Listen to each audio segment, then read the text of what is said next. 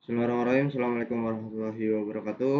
Kami dari kelompok 3 ingin menjelaskan tentang eh, modul 15 yaitu tentang application layer. Nah, sebelumnya saya akan memperkenalkan nama saya Rizky Kurniawan Yahya dengan NPM 257821110. Jadi di sini saya akan menjelaskan pada modul 15.1 yaitu application dan presentation and session. Nah, di sini sebenarnya ketiga ini adalah eh, yaitu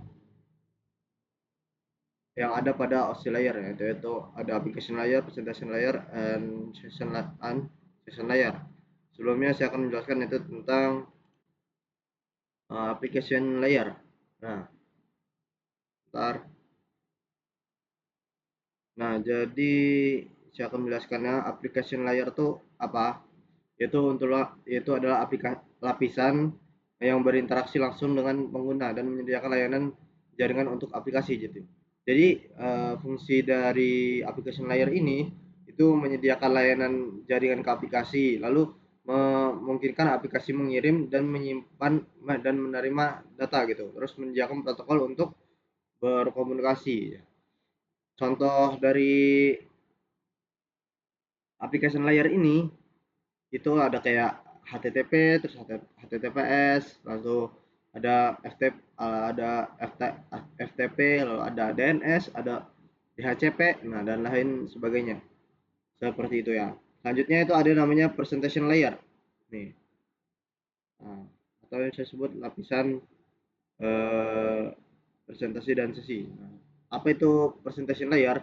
Yaitu layer yang bertugas mengubah format data agar dapat dipahami oleh pengirim dan penerima. Jadi fungsinya ada beberapa fungsi utama di sini tuh ada memformat atau menyajikan data pada perangkat sumber ke dalam format yang compatible untuk diterima oleh perangkat. Nah, jadi application layer ini mengubah format agar dapat diterima oleh perangkat tujuan gitu. Terus dapat mengkompres data sedemikian rupa sehingga dapat dikompresi oleh perangkat tujuan. Nah, jadi ketika kita mengirim 1 giga nanti akan dikompres pada presentation layer agar mungkin menjadi lebih ringan dari sebelumnya gitu.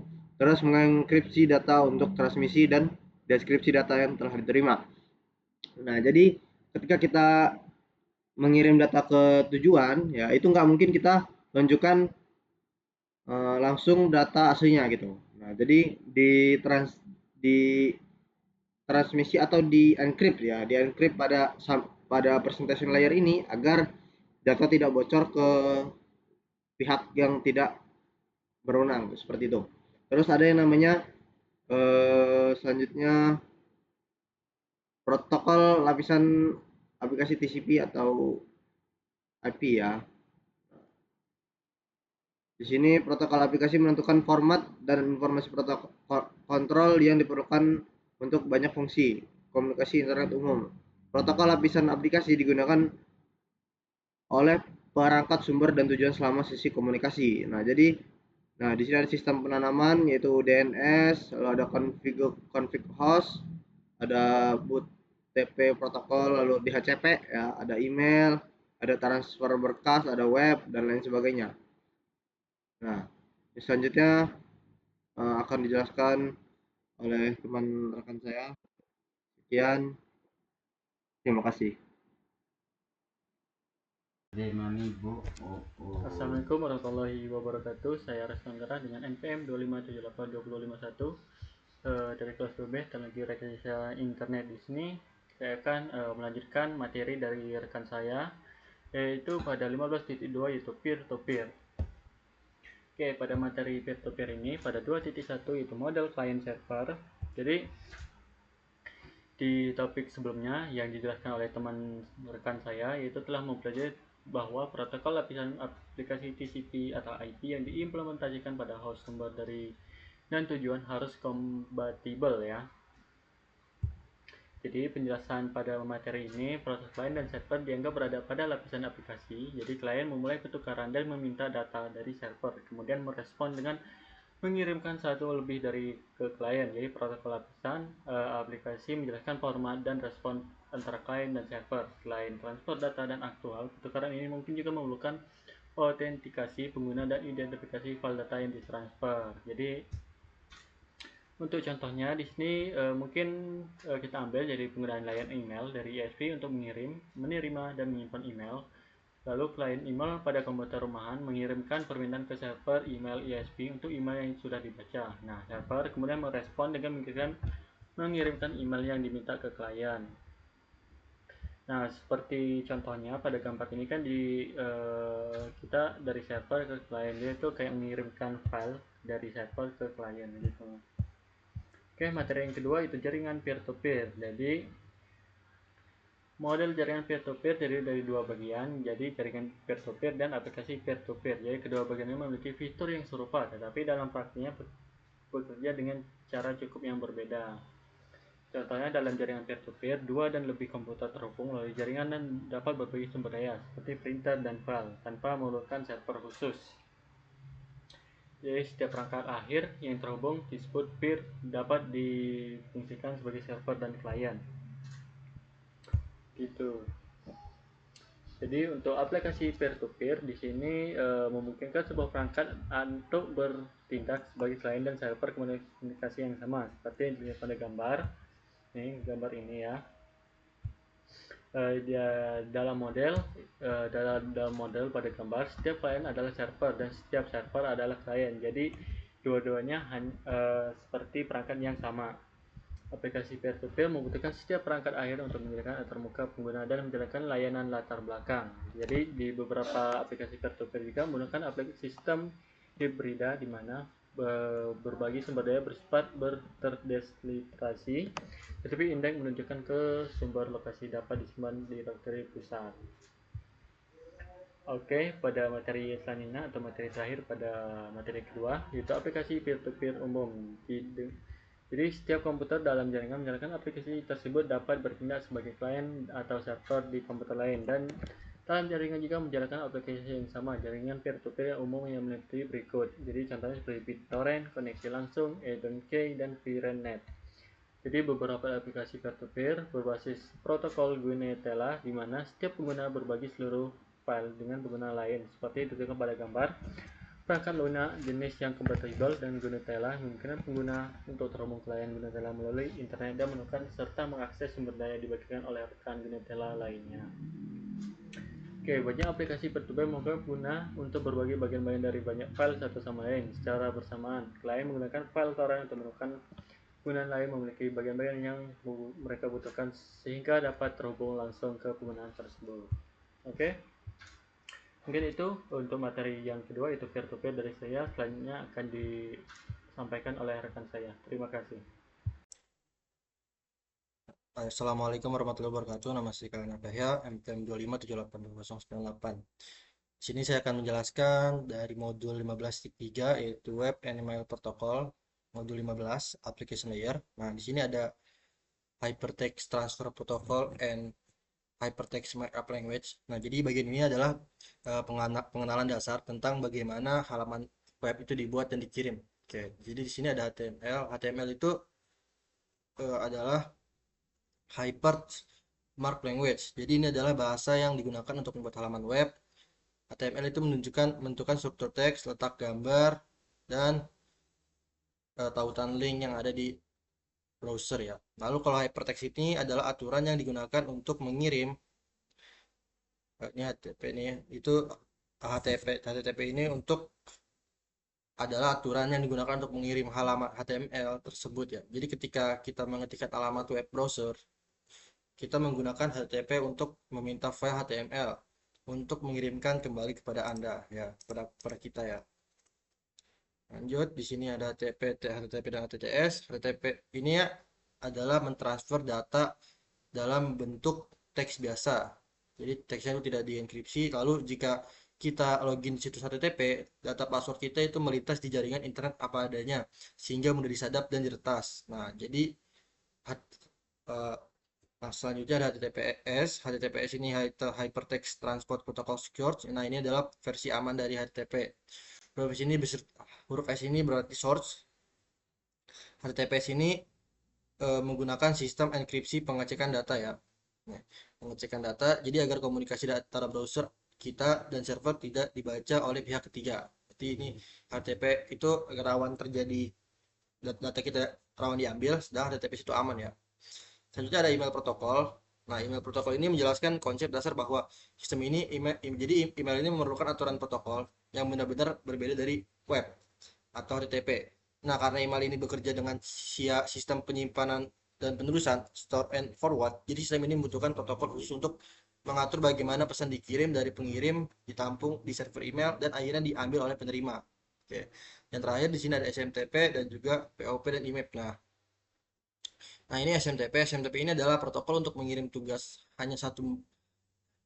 hanya satu, yaitu membawa email dari komputer kita ke server email atau mengirim email antar server email. Lalu ada post of protokol. Nah, ini adalah protokol untuk menerima. Cara kerjanya seperti mengambil surat dari kotak pos, lalu email diunduh dari server komputer kita, dan biasanya otomatis dihapus dari server setelah diunduh.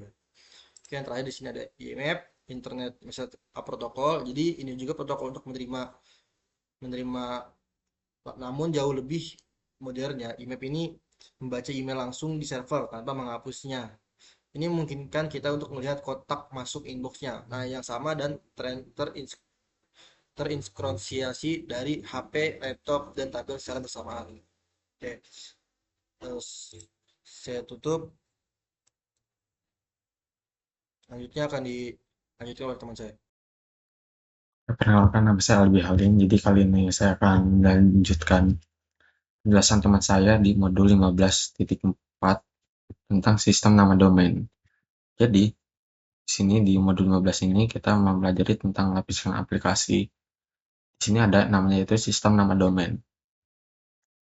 Jadi sistem nama domain itu seperti www.cisco.com ini adalah sistem nama domain yang memenuhi syarat FQDN dan jauh lebih mudah diingat oleh orang daripada 198.133.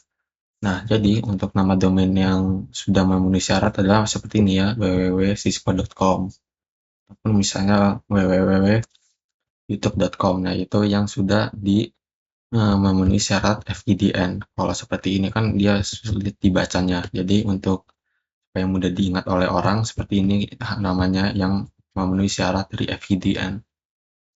Dalam jaringan data, perangkat diberi label dengan alamat IP numerik untuk mengirimkan data dan menerima data melalui jaringan.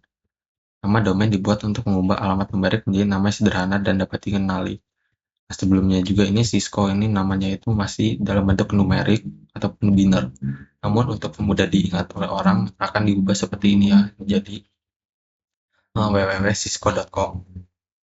Di sini ada langkah-langkahnya, yaitu mengetik FQDN dalam bidang alamat aplikasi browser.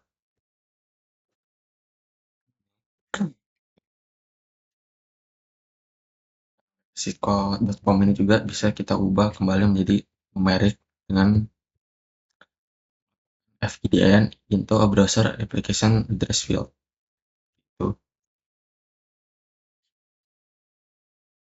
Kemudian di sini ada format pesan DNS.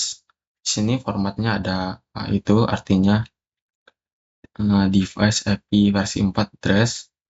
NS adalah server nama otoritatif. Kemudian ada 4 huruf A, itu adalah alamat versi IP versi 6 perangkat akhir. Saat kalian membuat query, proses DNS server pertama-tama melihat catatan sendiri untuk menyelesaikan nama. Di sini ada pesan DNS yang penting, yaitu pertanyaan, jawaban, otoritas, dan tambahan.